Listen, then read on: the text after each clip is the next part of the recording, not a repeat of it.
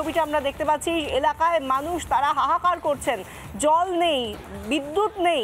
তারা একটু যে হেঁটে যাবেন, তারা মেন রোডের দিকে, সেই রাস্তাটার মধ্যে এত বড় ফাটল, সেই জায়গা দিয়ে তারা যেতে পারবেন কি করে তা নিয়ে একটা প্রশ্ন।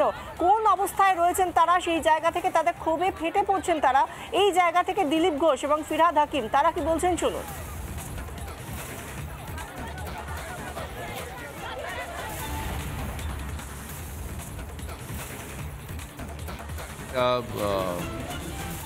বড় মানে ধাপার মাঠের মতন একটা বড় পাহাড় হয়ে গেছিল, সেখান থেকে একটা অংশ ভেঙে পড়ে যায়।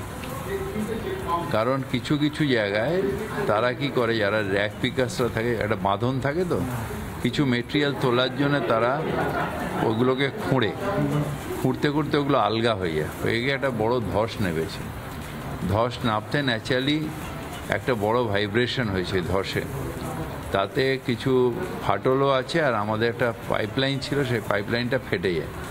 কলকাতা কর্পোরেশন যেহেতু রোজার সময় ওখানে রেগুলারলি জল দিচ্ছে, আর কেএমডি এই কাজটা এখন হাতে নিয়েছে। আশা করা যায় দু একদিনের মধ্যে এই লাইনটা রেস্টোর হয়ে যাবে। কী কারণে তার অনুসন্ধান করা উচিত, যাতে আগামী দিনে এমন দুর্ঘটনা না ঘটে। অনেক জায়গায় হঠাৎ পুকুর বুঝিয়ে দেওয়া হচ্ছে, হঠাৎ গর্ত বুঝিয়ে দিয়ে বাড়িঘর হয়ে যাচ্ছে, জল ঢুকলে ধস হয়ে যাচ্ছে। এ ধরনের ঘটনা রানিগঞ্জ আসানসোল এলাকায় হয়েই থাকে। আজ হাওড়ায় কেন এ ধরনের ঘটনা ঘটছে, অনুসন্ধান করা উচিত। মানুষ তো ভয়ে ভয়ে বেঁচে থাকবে।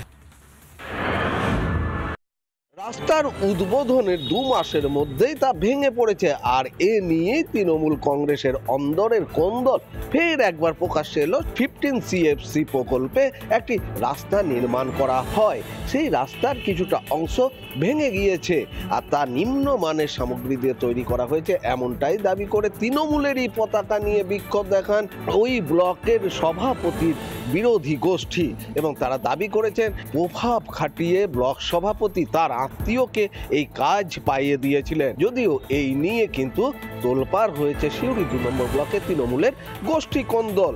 ওই ঠিকাদার সংস্থার অবশ্য দাবি, যে অংশ ভেঙে গেছে রাস্তার, সেটির ওপর দিয়ে ভারী যানবাহন গিয়েছে, আর তাই ভেঙেছে। তিনি সারাই করে দেবেন বলেও কথা দিচ্ছেন। তৃণমূলের 2 গোষ্ঠীর বিবাদমান লড়াই ফের একবার প্রকাশ্যে এলো সিউড়ি 2 নম্বর ব্লকে। বীরভূম থেকে মনোরঞ্জন চট্টোপাধ্যায়, রিপাবলিক। নানা ধরনের কন্টেন্ট দেখার জন্য লাইক করুন, শেয়ার করুন আমাদের ফেসবুক পেজ, সাবস্ক্রাইব করুন আমাদের ইউটিউব চ্যানেল। পাশাপাশি অন্যান্য ব্রেকিং নিউজের জন্য অবশ্যই চোখ রাখুন রিপাবলিক বাংলায়।